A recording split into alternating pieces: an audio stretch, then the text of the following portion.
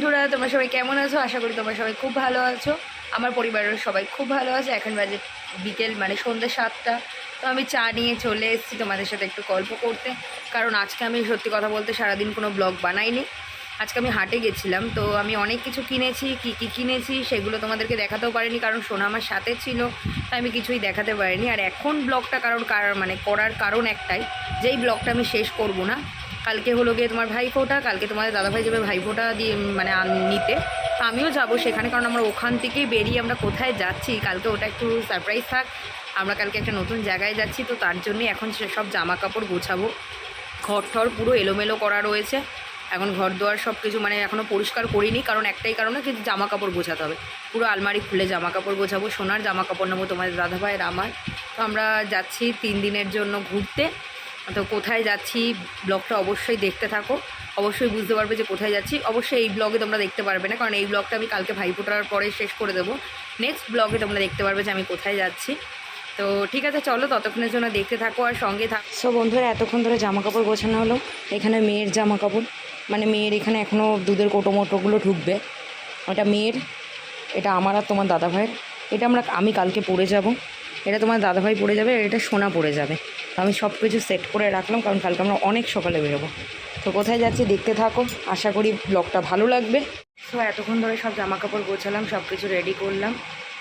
ব্লগটা আজকে শেষ করব না, কালকে একেবারে তোমাদের দাদাভাই ভাইফোঁটা নিতে ওর বোনের বাড়িতে যাবে। তো ওখানে গিয়ে একেবারে মানে কালকে ভাইফোঁটাটা হয়ে গেলে এই ব্লগটা শেষ করে দেবো। নেক্সট ব্লগে তোমাদের দেখাবো যে আমরা কোথায় যাচ্ছি। ততক্ষণের জন্য দেখতে থাকো আর সঙ্গে থাকো। রাত্রিবেলায় আমি চেষ্টা করব একবার আসার, যদি বা না আসতে পারি তাহলে একেবারে তোমাদের সাথে কালকে সকালে দেখা হচ্ছে। তো চলো টাটা, সবার ভাইফোঁটা খুব ভালো কাটুক, সবাই খুব আনন্দ করো, মজা করো। তো চলো ঠিক আছে, কালকে গিয়ে মানে কালকে সকালেই তোমাদের সাথে আরেকবার মানে একবারে দেখা হচ্ছে। ততক্ষণের জন্য দেখতে থাকো আর সঙ্গে থাকো।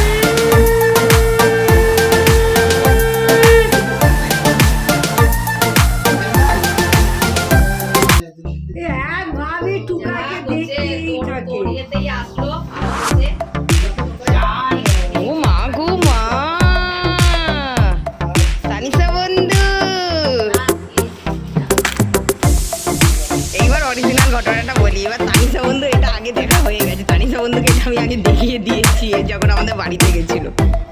কি করতে তাই তো দেখছি, কি করতে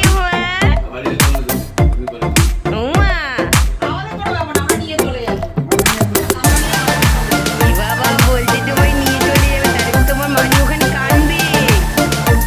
শোনা আসেনি, তোরা কি করতে এসছিস? আমাকে মাথা দিয়ে বসে